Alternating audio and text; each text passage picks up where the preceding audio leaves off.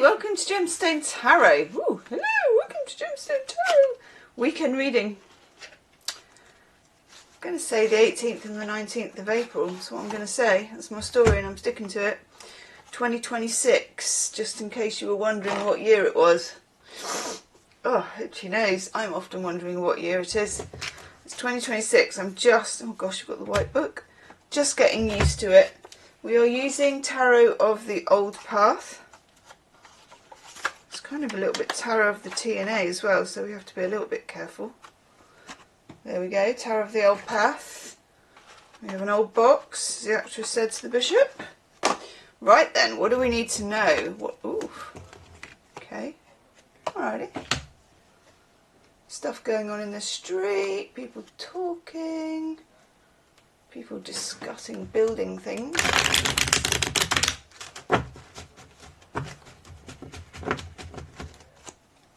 Yes. Yeah. I'm going to have to do some work with that one because that one's completely in the buff, but it's definitely that card. Love this deck. It never seems to age in some ways. Like, the pictures don't seem to age. I know some of the haircuts are horrific, but all horrific haircuts come back round again, don't they? But also the cardstock is so bloody good. I mean, I think they're flipping heck, honestly. We've got T, we've got A, we've got D. Probably got Z. Cripes, that really is the lovers. Got an apple tree. Got a bush. Sorry. Okay, I'm going to concentrate now. Ooh. Ooh, hello. Don't fall down there. Boy dropped his, when the boy was home, he dropped his door keys, I'll tell you, between the cracks of the floorboard. I know, just had them cut as well. 18 quid for 2 keys. Bloody much is that? Okay. Got some very interesting hairdos, some of which have come around. Overall energy. 5 of Cups. There's drama here, isn't there? There isn't normally so much drama in the 5 of Cups. It's normally more of a sort of cloak and someone looking at the floor. Jesus Christ. People doing weird things on a roof. Scary. Yeah, a cloak looking down at the floor. You know, there's usually 5 cups. 2 up, 3 down. You know, there's all this sort of feeling of sadness and the need to mourn. But this one's a bit more active. What is the 5 of Cups? Hang on. I'm just going to look in my smelly book. Here's my smelly book. Somebody always asks me. Anglo-Saxon, the smelly book. Okay, 5 of Cups. What's the aspect? Oof. Mars in Scorpio. Disappointment with a charge to it. Lordy. Okay, and it comes with Mr. Wolfcut, the Page of Pentacles. See, that one's back in. I've seen people with that.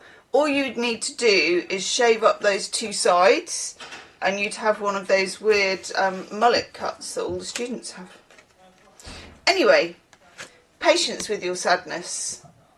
That's what we're talking about. Have patience with your sadness. And this kind of came up yesterday when nobody wanted to go into the Hermit's cave and actually sort of stew on anything, you know, and we had all that agitated Aries energy of, quick, let's do this. And this is the kind of energy that could find you sort of doing one thing and wishing you were doing another, then doing another and wishing you were doing the other, and then wanting to stay in and wanting to go out. You know, that funny kind of energy that goes all over the place like that. Okay. Then we have a very, very nice card, especially because we have the Page, the King of Pentacles. And this is about, dare I say it, being sensible and considering long-term goals and what is best for the future. It's very pentacly at this point. It's very measured, it's earthy. It feels boringly good for you. And this has also been coming up. So this could be to do with keeping to an exercise plan, eating the right foods, doing some kind of, like the equivalent of doing your homework, doing things that feel bad when you're thinking about doing them, but feel good after you've done them. I know, those things. I think it's called discipline. So I've heard. Okay. Oh, by the way, do check out, is it this one? I never know. Hang on. I think it is. Do check out my love reading, which is down below, which I think I used these for. They have these homegrown little cloudy cards on, and it will tell you the unspoken words.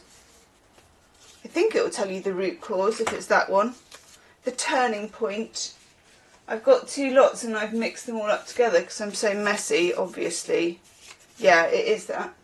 The root cause, the turning point. So if you have a love situation, have a look. It will be down in the description box if I've managed to put it there.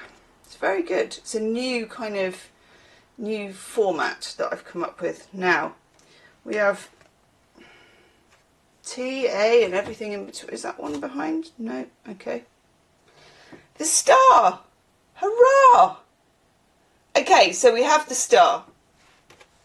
The star is hope, the star is destiny, the star is gorgeous. The star is also Aquarius type energy. So think of pushing your perspective out wide, okay? Whatever is going on at the moment is obviously personal and individual, but it also has a universal aspect to it. So concentrate on that. And then the next card we have that goes with it is this rather interesting Six of Swords. Because you're moving forward, but you're kind of taking the swords with you in a way. You're using the swords. So you're using what you know, you're using your smarts, you're using your intellect. You're kind of dodging the things that you need to dodge, but at the same time, you're moving forward. It just doesn't feel as quick, as satisfying, or maybe it doesn't look the way you thought it would. And then we throw in this major arcana, T and A a go-go, T-A-D-X, the Lovers. I can't hardly show you any of it, hang on. It's very difficult. The Lovers. You get the gist, okay? Goodness. The Lovers is about the choice that you're going to have down the line, okay? It could be about a love relationship, it could be just about your situation. In a way, it doesn't really matter what it's about. It's the fact that there is a choice, and it's the fact that that choice is not to be made in a hurried way or in a short-term way. The choice is right down the line. You don't have to worry about that. And in fact, if you're really trying to make that happen, it's kind of too soon. Okay? And then we have this dude. I like this. The Eight of Pentacles. I've been mostly making these here pentacles. I've been hanging them in my window. You like them? I'm going to make some more. You can have one if you like. Eight of Pentacles, Sun in Virgo. Love this. Eights, as we know, are cards of movement, because eights is a number of movement. But the Eight of Pentacles is that movement towards completion, but also appreciating, like among every one of these things that he's completed, he completed it in itself, and then he puts them together and he completes the whole, okay? So just remember, you're kind of completing each one as you go along, but you've sort of got your eye on the bigger picture, but neither on the short term or the long term alone. It's a bit like bifocals, where you get a kind of balance. You know, too little, you fall down the stairs. Too much, you fall down the stairs. So it's that kind of balance of long distance and short distance. Gosh, we got there, didn't we? in the end. That was a lot. Let me know your thoughts. Do check out the situation board reading with my brilliant handmade little clouds. They're pretty cool. And I will see you soon. Namaste.